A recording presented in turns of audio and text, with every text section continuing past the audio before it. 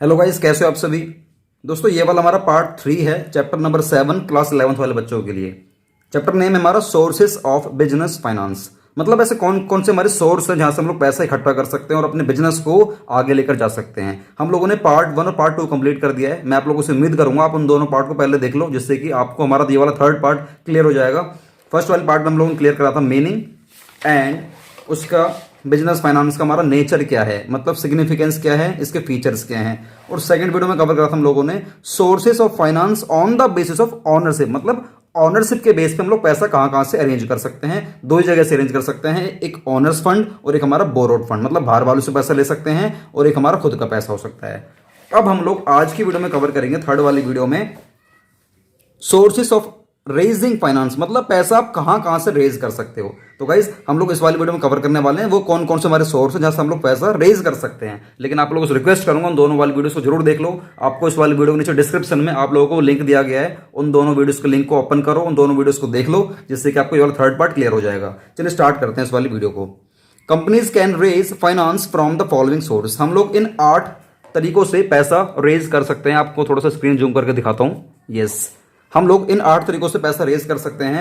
Retained earnings, trade credit, public deposits, shares, debentures, commercial banks, financial institutions, मतलब इनको बोलते हैं हम लोग शॉर्ट में एफआई, और इंटरनेशनल फाइनेंसिंग। हम लोग बहुत जगह से पैसा रेज कर सकते हैं और अपने बिजनेस को आगे लेकर जा सकते हैं।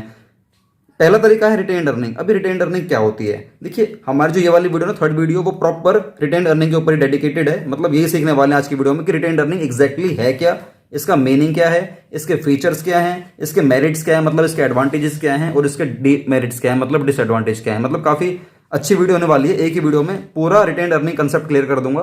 फिर फोर्थ जो हमारा पार्ट आएगा वो आएगा हमारा ट्रेड क्रेडिट के ऊपर। तो चलिए हम लोग फटाफट से वाला पार्ट क्लियर कर लेते हैं। दोस्तों ये हमारा रिटेन्ड अर्निंग क्या होता है, रिटेन्ड अर्निंग मतलब रिटेन्ड प्रॉफिट्स हमारा होता क्या है। ये हमारा खुद का ही पैसा होता है। खुद का मतलब होता है, मान लीजिए आपने अपने बिजनेस में से, मैं इसको आपको प्रैक्टिकली दिखाता हूं। मान लीजिए आपने अपनी कंपनी से पूरे at the end of the year, साल के लास्ट में, ईयर एंड पर आपने मान लीजिए 2 लाख रुपए कमाए, या चलो 20 लाख रुपए कमाए, आपने 20 लाख रुपए आपने कमाए, ठीक है। होता क्या है, आप लोगों ने 20 लाख रुपए कमा लिए।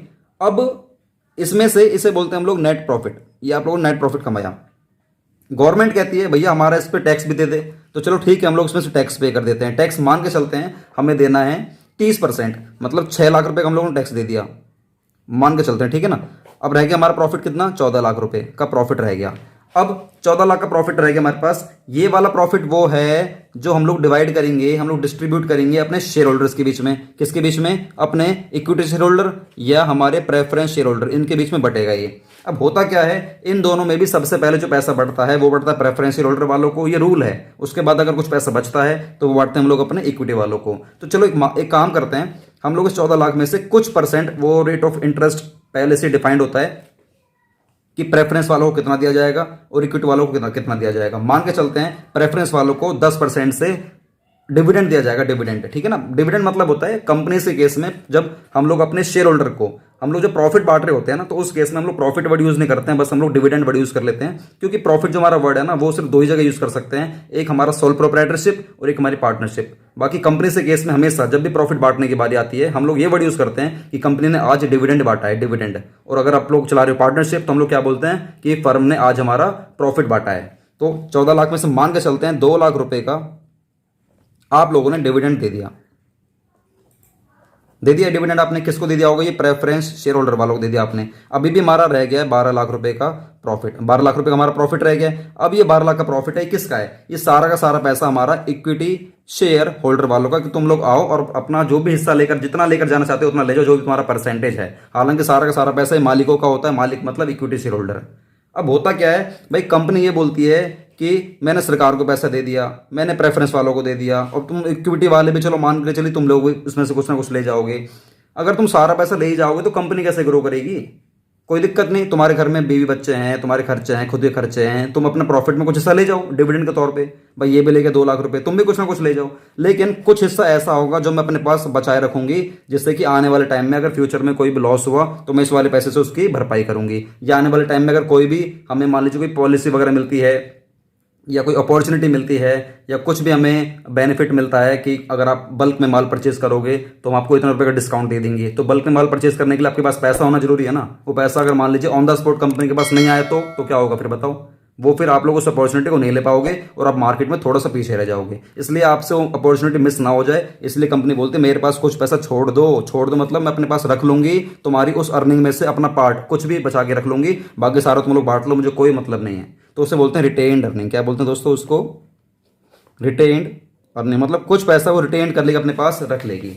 अब इतना सारा आपने कंसेप्ट सीख लिया, इसके ना फायदे घाटे भी सीखने वाले हैं, इसके फीचर से पढ़ने वाले हैं। अब फटाफट से पढ़ लेते हैं रिटेन्ड। अच्छा, ये एक बात याद रखना, ये हमारा ऑनर्स फंड। ऑनर्स मतलब होता है कि मालिकों का ही पैसा होता है। मतलब ये है कि जो यहाँ पर हमारे ये सारा का सारा जो पैसा बचा था हमारा 12 लाख रुपए, ये किसका था? ये सारा का सारा 12 लाख रुपए हमारा मालिकों का था, मतलब इक्विटी वालों का था। इन मालिकों ने ही बोला कि काम करो, तुम अपने पास, कंपनी से बोल रहे हैं कि तुम 5 लाख रुपए तुम अपने पास रख लो, 5 लाख रख लो, बाकी 7 लाख हम लोग को बांट दो। तो ये मर्जी है तुम रिटेन अर्निंग कितना करना चाहते हो, ये सब कुछ आपके ऊपर है भाई। फ्यूचर में जितना बेनिफिट लेना चाहते हो, अपॉर्चुनिटी लेना चाहते हो, ये सब कुछ जब ही ले पाओगे आपके पास जब रिटेन अर्निंग होगी। तो ये मालिक लोग डिसाइड कर लेते हैं मीटिंग वगैरह करके कि हमें कितना पैसा रिटेन अर्निंग में रखना है और कितना पैसा हम लोगों को बांटना है।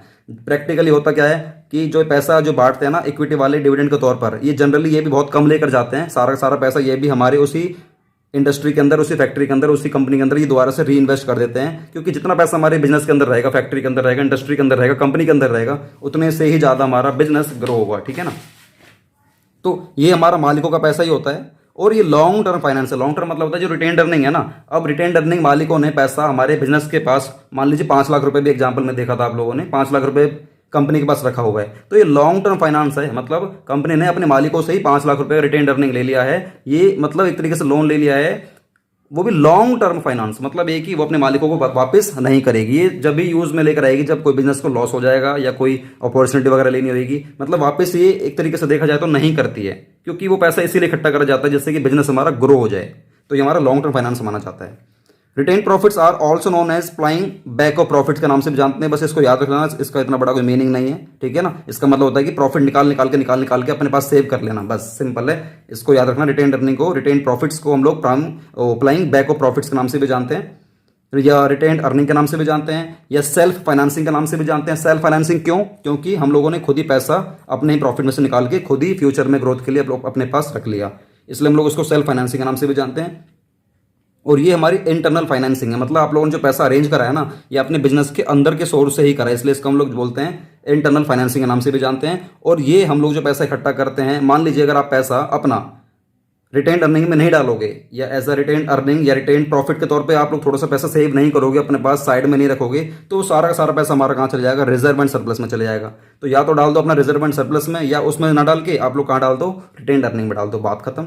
तो इन सभी के इतने सारे नाम हैं। रिटेन अर्निंग हो गया, सेल्फ फाइनेंसिंग हो गया, इंटरनल फाइनेंसिंग हो गया, रिजर्व एंड सरप्लस हो गया, बहुत सारे नाम हैं।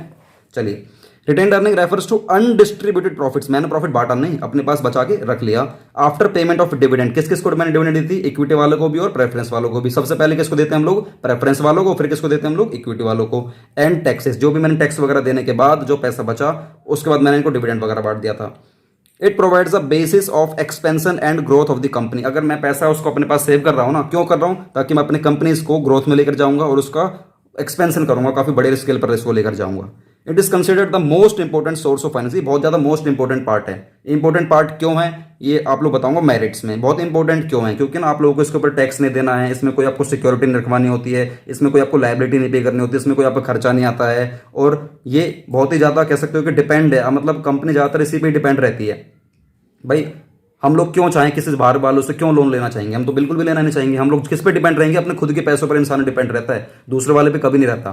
दूसरे वाले से पैसा ले तो लेगा, लेकिन जिम्मेदारी रहती है आप लोगों को कि कभी ना कभी आप उसको ब्याज दोगे, इंटरेस्ट पे आउट करोगे। लेकिन जो हमारा खुद का पैसा होता है उस पर आप लोगों की कम से कम ऐसी जिम्मेदारी तो नहीं है ना कि कोई टाइम पीरियड बाउंडेशन है, या कोई फिक्स्ड लाइबिलिटी है, या किसी का मतलब आपको कोई सिक्योरिटी रखवानी पड़ेगी, या किसी पे डिपेंड हो आप। नहीं, ऐसा कुछ नहीं होता। तो ये बहुत इंपॉर्टेंट सोर्स ऑफ फाइनेंस है। Since it is internally generated, क्योंकि आपने इंटरनल जनरेट करा है। This method of financing is known as self financing. Self financing क्यों? क्योंकि ये इंटरनली जनरेटेड हमारा सिस्टम होता है। चलिए अब आगे चलते हैं। Features of retain earning. मैंने आप लोगों से कई बार बोला है, हर वीडियो में बोला है, जो हमारे जितने भी फीचर्स होते हैं ना वो हमेशा आपके मीनिंग से निकलते हैं। तो चलिए काम करते हैं, फटाफट से फीचर देख लेते हैं, क्योंकि आप लोगों ने मीनिंग बहुत बारीकी से सीख लिया है। फीचर्स क्या है रिटेन अर्निंग के, मतलब क्या फीचर्स हैं, क्या एलिमेंट्स हैं, क्या उसके नेचर क्या है, उसके एलिमेंट्स क्या है। कुछ नहीं, सबसे पहला कह रहा है question of security. Question of security, security के तौर पर देखिए, समझने का मतलब ये है, the retained earnings are considered as a question of security because they provide support in times of adversity. मतलब एडवर्सिटी मतलब होता है मुसीबत, और इन टाइम्स मतलब होता है के समय में, मतलब मुसीबत के समय में ये आपको एक तरीके से फंड प्रोवाइड करेगा। ये आपको ना, मतलब इस तरीके से बोला जाता है कि ये आप एज अ सिक्योरिटी उसको पैसा रख लेते हो। The retained earnings are considered as the question of security के तौर पर आप उसको पैसा रख लोगे, because they provide support in times of adversity. भाई एक बात बताओ, मैंने पैसा क्यों सेव करा, आप लोगों ने रिटेन अर्निंग का 5 लाख रुपए सेव करा था, क्यों करा था? क्योंकि जब भी हमारी एडवर्सिटी आएगी, मतलब कोई मुसीबत आएगी, तो उस टाइम पर मुझे किसी के आगे हाथ ना फैलाना पड़े, इसलिए मैंने पैसा कुछ ना कुछ पहले ही मैंने एज अ सिक्योर कर लिया, सिक्योरिटी के तौर पर मैंने उसको रख लिया, और ये सबसे बढ़िया एक सोर्स माना जाता है।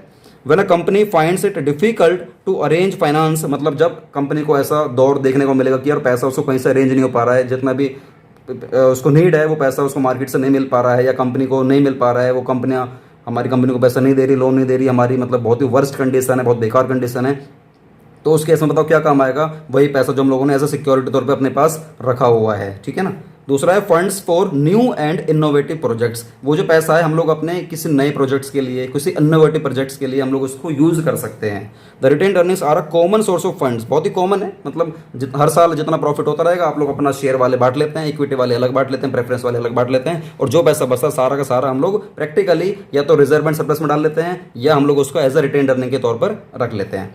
तो वही कह रहा है retained earning are a common source of funds for financing risky and innovative projects. मतलब अगर आपको किसी भी रिस्की प्रोजेक्ट में जाना है या किसी इनोवेटिव प्रोजेक्ट में जाना है, तो उस केस में आपको फाइनेंस की जरूरत पड़ती है, तो पैसा आप लोग कहाँ से निकाल सकते हो? अपने रिटेन्ड अर्निंग में से निकाल सकते हो। This fund is generally used for research work या एक्सपेंशन ऑफ प्रोजेक्ट्स, या किसी भी आपको कोई टेंडर वगैरह मिला है या कोई अपॉर्चुनिटी मिली है तो उसको बड़ा करने के लिए, अपने बिजनेस के स्केल अप को बड़ा करने के लिए, या किसी रिसर्च वर्क को कंप्लीट करने के लिए आप उस पैसे को यूज कर सकते हो।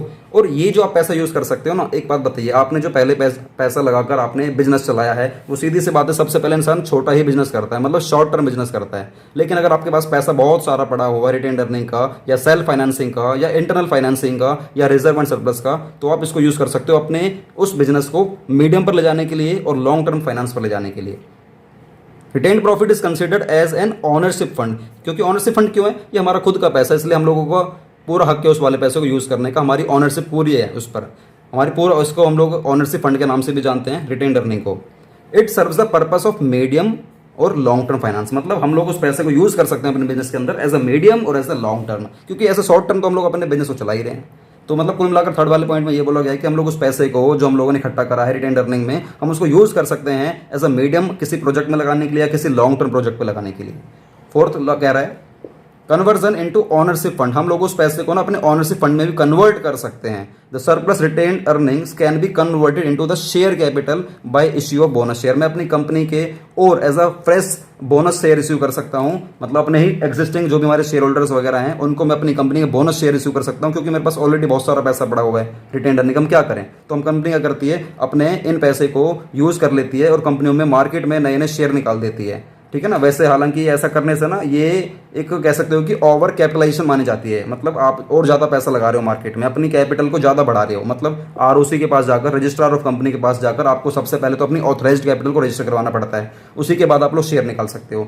अगर आप अपनी कंपनी के बोनस शेयर और मार्केट में निकालना चाहते हो ना, तो आपको आरओसी के पास जाकर अपने जो भी आपका कैपिटल है, ऑथराइज्ड कैपिटल है, उसको आपको रजिस्टर करवाना पड़ता है। तो मतलब ये कि आपको ना कैपिटलाइजेशन करवानी पड़ती है बहुत ज़्यादा। तो ये एक तरीके से कह सकते हो कि ये हमारा डिसएडवांटेज भी है इसका, ठीक है ना। और इंसान केयरलेस हो जाता है, मतलब वो मार्केट में और बड़ा होना चाहता है, और बड़ा होना चाहता है, और बड़ा होना चाहता है, मार्केट में लगाता रहता है, पैसा लगाता रहता है, और अपने पास पैसा सेव करके बिल्कुल भी नहीं रखता है, जिससे कि फ्यूचर में अगर कोई अपॉर्चुनिटी वगैरह आई या कोई मतलब ऐसी कोई आपदा वगैरह आई या कोई एडवर्सिटी वगैरह आई, तो वो उसको मतलब उस समय पर उसको यूज़ नहीं कर पाएगा, उस समय में वो मार्केट में पीछे रह जाएगा, क्योंकि आपके पास पैसा नहीं होगा। इसलिए आपके पास जो पैसा रखा है तो आप कन्वर्ट करो ऑनरशिप फंड में, ठीक है, आप एज अ बोनस शेयर भी निकालो अपने ही शेयर होल्डरों को, लेकिन सारा ही पैसा यूज़ कर लोगे तो ये आप लोगों के लिए बहुत ही ज़्यादा गलत बात मानी जाएगी। तो बस इसमें इतना ही था। कह रहा है in issue of bonus share there is no outflow of cash, investors too are benefited by the issue of shares free of cost, उनको फ्री ऑफ कॉस्ट उनको शेयर मिल जाते हैं। बोनस शेयर हमेशा फ्री ऑफ कॉस्ट ही दिए जाते हैं या बहुत ही कम रेट पर दिए जाते हैं अपने ही एग्जिस्टिंग शेयर होल्डर्स को। ठीक है, चलिए अब हम लोग देखते हैं उसके फायदे क्या हैं, एडवांटेज क्या है रिटेन अर्निंग के। हम लोगों ने इतना सारा सीख लिया, अब फायदे आप लोग क्या निकाल पाओगे, खुद ही बताओ, खुद ही क्या निकालोगे फायदे। सबसे पहला कह रहा फायदा, ये मोस्ट डिपेंडेबल सोर्स है। हम लोग सबसे ज़्यादा डिपेंड इसी पैसे पर ही रहते हैं। भाई सीधी सी बात है, आप लोग अपने बिजनेस को ग्रो करना चाहते हो, आप लोगों ने आज 20 लाख रुपए लगा दिए हैं, एक साल में आपने 5 लाख रुपए कमाए, मान लीजिए 20 लाख में से आपने सिर्फ 5 लाख रुपए कमाए हैं पैसे लगाकर। अब आप सबसे ज़्यादा डिपेंड किस पर रहोगे, इस वाले 5 लाख पर, या मान लीजिए आपने कहीं से 3 लाख रुपए का लोन लिया हुआ है, वो भी ब्याज के साथ आपको लोन लिया है आपने, तो आपको ब्याज तो देना पड़ेगा। तो अब ज़्यादा डिपेंड किस पर रहोगे, 5 लाख वाले पर जिसका आपको कभी ब्याज देना ही नहीं है, आपको खुद का पैसा है, कोई बर्डन नहीं है, कोई लाइबिलिटी नहीं है, कोई आपके ऊपर प्रेशर नहीं है, तो इस पर ज़्यादा डिपेंड रहोगे, या आपने बाहर से जो लोन ले रखा है उस पर डिपेंड रहोगे। बताओ, आप लोग अपने खुद के पैसे पर रहोगे ना डिपेंड, क्योंकि रिटेन अर्निंग हमारा खुद का पैसा होता है, किसी बाहर वालों का पैसा नहीं होता। ये हमारा खुद का रिजर्व पैसा है, एक्स्ट्रा पैसा है जो हम लोगों ने बचा रखा है फ्यूचर में आने वाले लॉस से बचने के लिए या किसी अपॉर्चुनिटी को ग्रैब करने के लिए। तो सबसे ज़्यादा हम लोग डिपेंड इसी पे रहते हैं। As an internal source this is more dependable than the external source of finance, मतलब बाहर के सोर्स ऑफ फाइनेंस डिपेंड होने से बजाय आप लोग अपने खुद के पैसे पर डिपेंड रहो, आपके बिजनेस के लिए बहुत अच्छा ये है। बस इसमें और कुछ नहीं है। सेकंड कह रहा है जो हमारा फ़ायदा है, क्या फ़ायदा है इसका, नो कॉस्ट, आपको कहीं बाहर इंटरेस्ट वगैरह देने की कोई आवश्यकता नहीं, आपको इंटरेस्ट पे आउट करने की कोई भी आवश्यकता नहीं है। Raising of retained earnings and its use do not involve any cash to be incurred as there are no expenses on, कोई आपको प्रोस्पेक्टस निकालने की जरूरत नहीं है, कोई एडवर्टीजमेंट करवाने की जरूरत नहीं है, कुछ भी करवाने की जरूरत नहीं है। क्योंकि अगर आपको कभी किसी से लोन लेना होता है ना, तो आपको एडवर्टीजमेंट निकालनी पड़ती है न्यूज़पेपर में कि आपको इतने रुपए का लोन चाहिए। आप देखा करो न्यूज़पेपर में ना आते रहते हैं एडवर्टीजमेंट में कि इस कंपनी को इतने करोड़ रुपए की आवश्यकता है, तो जिस कंपनी को देना है वो आप इस कंपनी को दे सकते हो। तो कंपनी प्रोस्पेक्टस निकालती है कि हम पैसा इतने इतने तरीकों से पे आउट करेंगे। आप लोग पहले 12th क्लास में आ जाओ तो एक चैप्टर कराऊंगा आपको, इश्यू ऑफ शेयर्स, ये चैप्टर है इश्यू ऑफ शेयर्स। तो वहाँ पर आप लोग सीखोगे प्रोस्पेक्टस कंपनी क्यों इश्यू करती है, एडवर्टीजमेंट से करने से कंपनी का घाटा क्यों होता है, क्यों खर्चा उसको बियर करना पड़ता है लोन लेने के लिए। तो अगर खुद का पैसा होगा तो ना तो एडवर्टीजमेंट करनी है, ना ही कोई प्रोस्पेक्टस इश्यू करना, कोई खर्चा आएगा, नो एक्सपेंस, कोई खर्चा नहीं आएगा। तीसरा, नो फिक्स्ड लाइबिलिटी, कोई आपकी लाइबिलिटी भी नहीं है कि यार आपको इतना अमाउंट, आपको इतने महीने में इतना ब्याज आपको देना ही देना, ऐसा कुछ भी नहीं है। ये भाई मेरा खुद का पैसा, क्यों ब्याज दूंगा किसी को।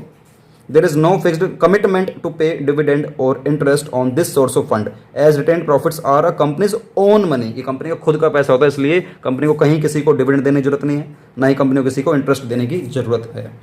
फोर्थ है नो इंटरफ्रेंस, मतलब किसी की दखलंदाजी भी नहीं हो सकती इसमें। दखलंदाजी मतलब होता है कि यार हमारा खुद का पैसा, बाहर वाला इसमें क्यों दखलंदाजी करेगा, क्यों इसमें इंटरफ्रेंस करेगा, नहीं, हमारा खुद का पैसा है। मान लीजिए मैंने आपसे बाहर वालों से पैसा लिया है, किसी से एज अ शेयर, कंपनी के शेयर इश्यू करके मैंने बाहर वालों से पैसा ले लिया है अपने, और ज़्यादा मैंने शेयर होल्डर क्रिएट कर दिए हैं, तो इसका डाइल्यूशन मतलब एक तरीके से इसका ना इंटरफ्रेंस आ जाएगा। इंटरफ्रेंस मतलब होता है कि सामने वाले की दखलंदाजी आ जाएगी। ये कब होगी, जब मैंने आप लोग अपने शेयर इश्यू कर रहे हैं और आप लोगों ने मेरे कंपनी में पैसा इन्वेस्ट कर दिया है, तो आप लोगों के पास पावर आ गई है, मेरी कंपनी के किसी भी डिसीजन में पार्टिसिपेट कर सकते हो। तो आप लोग हमारे किसी भी मतलब किसी प्रोजेक्ट में मान लीजिए हमें कुछ इन्वेस्टमेंट करनी है, तो आप सभी उसमें ना कंट्रोल लगा सकते हो, आपके पास पूरी पावर होती है। मतलब मैं अपने पावर को डाइल्यूट कर सकता हूँ, कंट्रोल मतलब पूरा बांट सकता हूँ, आप मतलब आप सभी के बीच में मैं डिवाइड कर सकता हूँ। तो वही है। लेकिन अगर हमारा खुद का पैसा होगा तो आप लोगों को कोई भी अधिकार नहीं है उसमें इंटरफेरेंस करने की, कोई दखलंदाजी करने की। कोई ना बाहर वाला कर पाएगा, ना इक्विटी वाला, ना प्रेफरेंस वाला, ना डिवेंचर होल्डर वाला, ना कोई बाहर वाला। भाई मेरा खुद का पैसा कहीं भी लगाऊं, मेरी मर्जी। With retained earning there is no increase in the number of share holder. आपसे सबसे पहली बात तो आपके शेयर होल्डर इंक्रीज नहीं होंगे। Retained earnings involve no risk of dilution of control, मतलब आप लोग अपने कंट्रोल को भी डाइल्यूट नहीं करोगे, मतलब बांटोगे नहीं। सबसे बड़ी बात है नो सिक्योरिटी, आपको सिक्योरिटी भी नहीं जमा करानी है यार किसी भी चीज़ की। अनलाइक डिबेंचर, डिबेंचर की तरह आपको कोई सिक्योरिटी रखवाने की जरूरत नहीं है। डिबेंचर मतलब होता है ये भी लोन होता है, लेकिन ये लॉन्ग टर्म लोन होता है। अगर आपको कभी भी लोन वगैरह लेना है तो आप लोग अपनी कंपनी के डिबेंचर इश्यू करके, डिबेंचर कुछ नहीं है, एक सर्टिफिकेट है। 12th क्लास में आ जाओ, चैप्टर कराऊंगा डिबेंचर, ये चैप्टर की अपना पेपर डिबेंचर है, डिबेंचर। तो डिबेंचर एक लोन होता है, लॉन्ग टर्म लोन होता है। आपको अगर लोन लेना हो तो या तो अपनी कंपनी के शेयर इश्यू कर सकते हो, या अपनी कंपनी के आप डिबेंचर इश्यू कर सकते हो, लोन ले सकते हो। डिबेंचर पे आपको हमेशा इंटरेस्ट पे करना पड़ता है हर 6 महीने में। तो ऐसा कुछ यहाँ पर नहीं है। और वैसे भी अगर आपको लोन लेना है ना डिबेंचर इश्यू करके, तो आपको बहुत बड़ी सिक्योरिटी रखवानी पड़ती है, मतलब अपनी एसेट्स को आपको गिरवी रखवाना पड़ता है। लेकिन अगर आपने अपना खुद का पैसा यूज़ कर लिया रिजर्व एंड सरप्लस का, या रिटेन्ड अर्निंग का, या रिटेन्ड प्रॉफिट का, या सेल्फ फाइनेंसिंग का, या इंटरनल फाइनेंसिंग का, ठीक है ना, ये सारे एक ही नाम है यार। कोई मतलब ऐसा नहीं कि इतने सारे नाम है तो डर रहे हो, नहीं, सब एक ही नाम है। इसलिए बार बार बोल रहा हूँ ताकि आपके दिमाग में बैठ जाए। द कंपनी इज पूरी फ्री है to use its assets for raising loans in future. अगर भविष्य में कभी इसको पैसा लेना होगा तो अपने असेट्स को यूज कर वो और पैसा ले सकती है, लेकिन कोई सिक्योरिटी नहीं रखवानी आपके इस केस में। किस केस में? रिटेन अर्निंग के केस में। बहुत मतलब अच्छा पैसा माना जाता है, मतलब पूरा रिस्क फ्री होता है, मतलब टोटली। सिक्स्थ है आपकी गुडविल बनी रहती है। Retain earnings add to financial strength and improved credibility of the company. Company की जो क्रेडिबिलिटी होती है ना, मतलब विश्वसनीयता, मतलब विश्वास, वो कंपनी का हमेशा बना रहता है। अगर आपके कंपनी की बैलेंस शीट में रिटेन अर्निंग ज़्यादा शो हो रहा है ना, तो समझ आने से आपकी गुडविल बनी रहेगी, क्योंकि आपके पास ऑलरेडी इतना पैसा पड़ा हुआ है। वो आपके पास रिटेन अर्निंग का पैसा कहाँ से आया भाई? तुमने सभी की डिमांड पूरी कर दी, गवर्नमेंट को टैक्स दे दिया, प्रेफरेंस वालों को डिविडेंड दे दिया, इक्विटी वालों को डिविडेंड दे दिया, प्रॉफिट बांट दिया, सब कुछ कर दिया, सैलरी टाइम पे दे दी, वेजेस दे दी, सब कुछ दे दिया, और फिर भी तुम्हारे पास पैसा और रखा हुआ है। तो इसका मतलब चलती है पता, आपका बिजनेस काफ़ी अच्छा है, उसकी स्ट्रेंथ बहुत अच्छी है और आपकी क्रेडिबिलिटी बहुत अच्छी है। मतलब आपके पास हम लोग विश्वास कर सकते हैं और आपकी कंपनी में पैसा इन्वेस्ट कर सकते हैं। इसका फ़ायदा ये होता है, अगर आपका अच्छा रिटेन अर्निंग है ना, तो आपको कहीं से लोन लेने में जो दिक्कत नहीं आती है, बहुत ही कम रेट पर बहुत ज़्यादा लोन मिल जाता है। अब ऐसा नहीं कि आप रिटेन अर्निंग बचा के रखोगे और इक्विटी प्रेफरेंस वालों को कुछ भी नहीं दोगे, तो ये फिर बहुत गलत हो जाएगा। तो ये भी हमारा डीमेरिट्स में आ जाएगा, देखना भी। With large reserves companies can easily meet all types of unforeseen contingencies and any other crisis. किसी भी क्राइसिस से, क्राइसिस मतलब होता है किसी भी मतलब संकट से वो बच सकती है, ठीक है ना। और सारी टाइप्स की वो लाइबिलिटी मीट आउट कर सकती है, और किसी भी टाइप की कंटिजेंसी से, जो कि अनफोर्सिन है, मतलब ऐसी लाइबिलिटीज होती हैं, कंटिजेंसी होती हैं जिनको आप देख नहीं सकते हो, तो वो कभी भी उसको दे देगी। चलिए अब हम लोग करते हैं डीमेरिट्स या disadvantages of the retained profit. फटाफट से आप लोग इतना पहले रिवाइज कर लीजिए यार, मैं थोड़ा सा पानी पी लेता हूँ बस।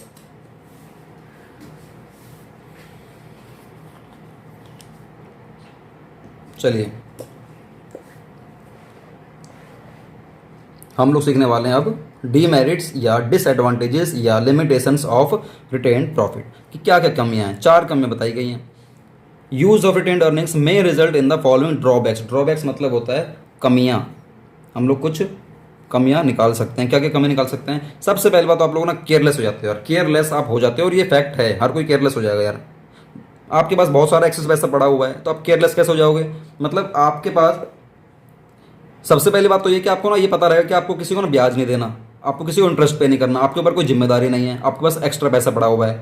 तो आप उस रिटेन अर्निंग के प्रॉफिट को ना आप अच्छे तरीके से ना, मतलब अच्छे तरीके से आप उसको यूज़ नहीं कर पाओगे।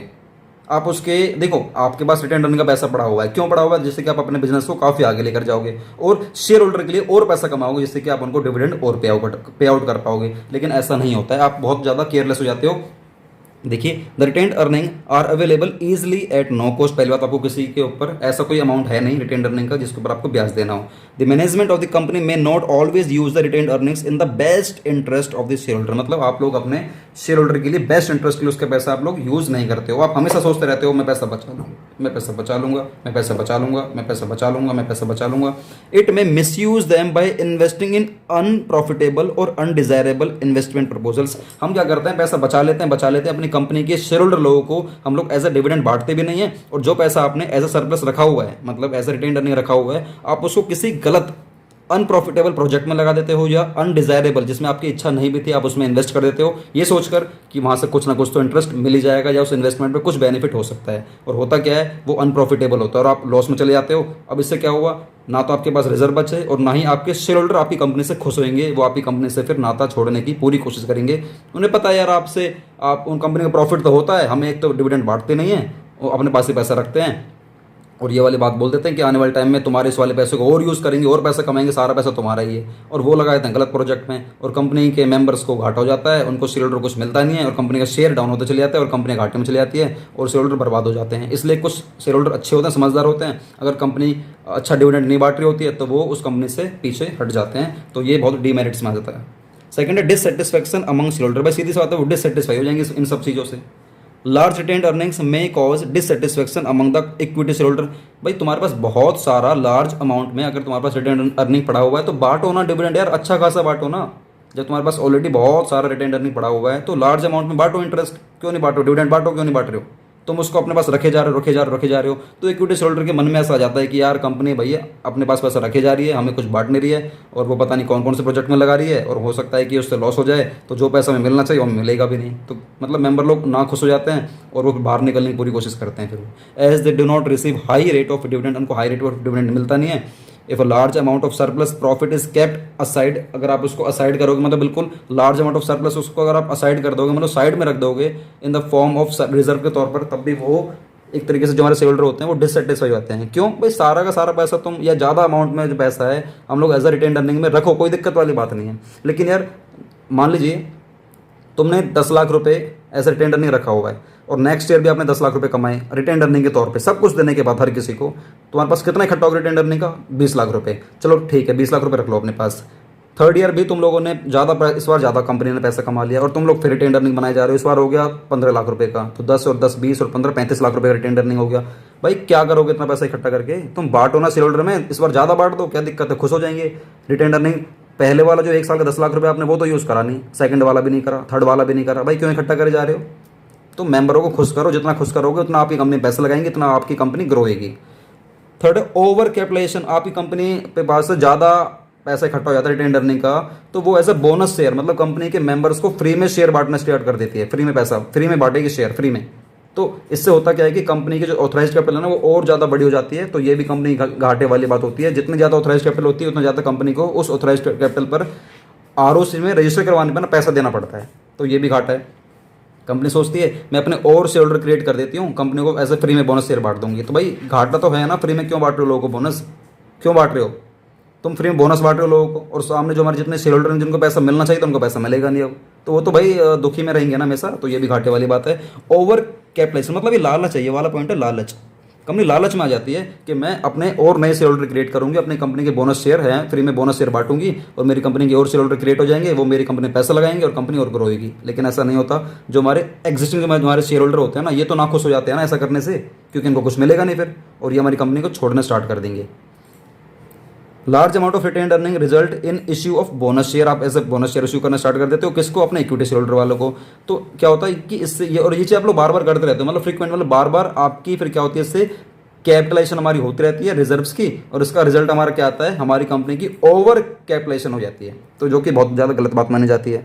एक लास्ट पॉइंट है, और हालांकि last but not the least, हम इसके बाद और भी अपने पॉइंट क्रिएट कर सकते हैं। अगर आपके मन में कोई पॉइंट्स आ रहे हैं आप लोग खुद का भी क्रिएट कर सकते हो, देखते हैं आप लोग क्या बताओगे, नीचे कमेंट बॉक्स में सारे बताना, ठीक है। फोर्थ है इम्बैलेंस्ड ग्रोथ, की कंपनी की जो ग्रोथ है फिर इम्बैलेंस्ड होती है, कभी तो कंपनी ने ज़्यादा डिविडेंड बांट दिया, कभी कम बांट दिया, कभी कंपनी ने किसी प्रोजेक्ट में पैसा लगा दिया, कभी नहीं लगाया, तो इससे कंपनी जो ग्रोथ है ना वो इम्बैलेंस्ड रहती है। कभी बराबर में एक कंपनी ग्रोथ ना हमेशा बराबर होनी चाहिए, लेकिन वो फिर ऐसे डगमगा के चलती है, तो वही कह रहा है इम्बैलेंस्ड ग्रोथ हो जाती है इससे। When surplus profits are not distributed in the form of dividend it results in use of profits by the same industry for its further growth and expansion. अगर आप लोग बांटोगे नहीं रिजर्व को तो आप लोग उसको फिर अपने फर्दर ग्रोथ में और अपने एक्सपेंशन में यूज करते हो। और if the surplus profit is distributed in the form of dividend, अगर आप लोगों ने ये वाला एज ए डिविडेंड के तौर पर आप लोगों ने बांट दिया तो आपके पास पैसा बहुत कम रहेगा, तो आप लोग उस पैसे को फिर इन्वेस्ट नहीं कर पाओगे किसी भी कंपनीज में, किसी प्रोजेक्ट में, आप किसी अपॉर्चुनिटी को ग्रैब नहीं कर पाओगे। तो वही है, ज़्यादा पैसा रिजर्व का रख लोगे तो आप लोग उसको नई प्रोजेक्ट में लगा नहीं पाओगे, कंपनी का एक्सपेंशन नहीं होगा, कंपनी ग्रोथ नहीं होगी। और अगर आप लोग सारा पैसा रिटेन अर्निंग का बांट दोगे तो आप तब भी आप उस पैसे को इन्वेस्ट नहीं कर पाओगे। तो बचाना भी सही नहीं है, बांटना भी सही नहीं है। भाई सारा पैसा बचा लोगे तो कंपनी ग्रो नहीं कर पाएगी, और सारा पैसा बांट दोगे तब भी ग्रो नहीं मतलब कर पाएगी। तो गाइस ये रही हमारी आज की वीडियो। आपको आज की वीडियो कैसी लगी नीचे बताना कमेंट बॉक्स में, और हम लोग आपको जो अगली वाली वीडियो प्रोवाइड करेंगे वो हमारी होने वाली है ट्रेड क्रेडिट के ऊपर, जो कि हमारा पार्ट नंबर 4 होने वाला है। तो ट्रेड क्रेडिट क्या होता है बताऊंगा आपको, और इसके हमारे मेरिट्स क्या हैं और उसके हमारे डीमेरिट्स क्या हैं, आपको सब कुछ बताने वाला हूँ, ठीक है। तो चलिए, ये काफ़ी छोटी वीडियो बनेगी, उसके बाद हम लोग पब्लिक डिपॉजिट देखेंगे, तो बहुत कुछ है सीखने के लिए। तो गाइस ये रही हमारी आज की वीडियो। आपको वीडियो कैसे लगी नीचे बताना कमेंट बॉक्स में, और प्लीज़ लाइक करके हमारा मोटिवेशन बनाना। और आप लोग अगर मुझे सपोर्ट करना चाहते हो तो प्लीज़ आप एक काम कर सकते हो, हमारी इस वाली वीडियो को अपने व्हाट्सएप ग्रुप में शेयर कर देना अपने सभी दोस्तों के साथ। उनको बोल दो हमारे विनोद सिंगला सर हैं, उनकी वीडियोस को देखो, बहुत डिटेलिंग में वर्ड टू वर्ड पढ़ा रहे हैं यार। कोई यूट्यूबर ऐसा टीचर नहीं है ही नहीं कोई पूरे यूट्यूब पर जो वर्ड टू वर्ड पढ़ा रहा हो, कट टू कट आपको फुल इन्फॉर्मेशन दे रहा हो। क्यों? क्योंकि इसमें बहुत मेहनत लगती है, बहुत टाइम लगता है, लगातार बोलना पड़ता है और बहुत मेहनत लगती है इसमें, ठीक है। और ये परमानेंट वीडियो हो जाती है हमेशा के लिए, जिंदगी भर के लिए परमानेंट हो जाएगी। अगर एक बार पढ़ा दी ना डिटेलिंग में तो ये परमानेंट के लिए हो गया अब हमारा, ठीक है ना। और कई लोग क्या करते हैं यूट्यूब पर वो ऐसे ऊपर से पढ़ाते हैं जैसे स्कूलों में पढ़ाते हैं। खैर सबका अलग अलग कंसेप्ट है, हर किसी का हमें उससे मतलब नहीं है। तो गाइज वीडियो को लाइक करके मोटिवेशन बढ़ाना हमारा, और सब्सक्राइब कर देना चैनल को अगर आप लोग नए हो तो, और बेल आइकन को जरूर क्लिक करना जिससे कि फ्यूचर में आने वाली कोई आपसे वीडियो मिस नहीं होगी। और एक काम और कर देना, अगर आप लोगों ने अभी तक हमारा ना एक चैनल और है इंग्लिश की क्लास यूट्यूब पर ही है, अगर आपको इंग्लिश की ट्रेनिंग लेनी है हम ही से, तो आप इंग्लिश का ट्रेनिंग आप हमसे फुल आप ट्रेनिंग ले सकते हो इंग्लिश की। आप जाओ चैनल पर, सब्सक्राइब कर देना और फुल फ्लैश आप ना हमारी 70 वीडियोस देख लेना। आप एक काम करना, हमें वहाँ पर आपको ना एक लिंक और दिया जाएगा इंस्टाग्राम का, इंस्टाग्राम पर जाओ, हमें फॉलो करो, वहाँ पर हम लोग लगातार लाइव आते हैं और लाइव आकर हमसे जुड़ो, हमारी ट्रेनिंग लो, बिल्कुल फ्री ऑफ कॉस्ट है, सब कुछ फ्री ऑफ कॉस्ट है। बस आप लोग पढ़ने वाले बनो, जिंदगी में आगे जाने वाले बनो। जितना आगे जाओगे उतना आप लोगों का सर ऊंचा होगा, आपके पेरेंट्स का ऊंचा होगा, समाज में आपका ओहदा काफ़ी अच्छा हो जाएगा। तो बस पढ़ाई करते रहो, कभी भी गलत डिसीजन को मत लिया करो। कभी कोई चीज़ें होती हैं गलत चीज़ें, जैसे अब कहीं भी मत जाना, दोस्त बोल रहे हैं चल यार आज घूमने के लिए चल रहे हैं, चल भाई आज वहाँ जा रहे हैं, चल भाई वहाँ जा रहे हैं, चल यार आज वो कर लेते हैं, वो कर लेते हैं, कुछ नहीं करना। आपको सिर्फ पढ़ाई करनी है, 2-3 साल की बात है, ज़िंदगी में कुछ कर जाओ और आपका नाम काफ़ी हो जाएगा अच्छा। तो बस गाइस, मिलते हैं नई वीडियो साथ। आप लोग बताना नीचे कमेंट बॉक्स में, अगर आपको कोई स्पेसिफिक वीडियो बनवानी हो ना, स्पेसिफिक कोई नई वीडियो बनवानी हो ना, कोई भी अलग, तो नीचे बताना कमेंट बॉक्स में, आप लोगों के लिए नई वीडियो बना देंगे। और चलो वीडियो को जरूर शेयर करना यार अपने व्हाट्सएप ग्रुप में, यही हमारा एक मोटिवेशन मिलेगा। वंदे मातरम, जय हिंद।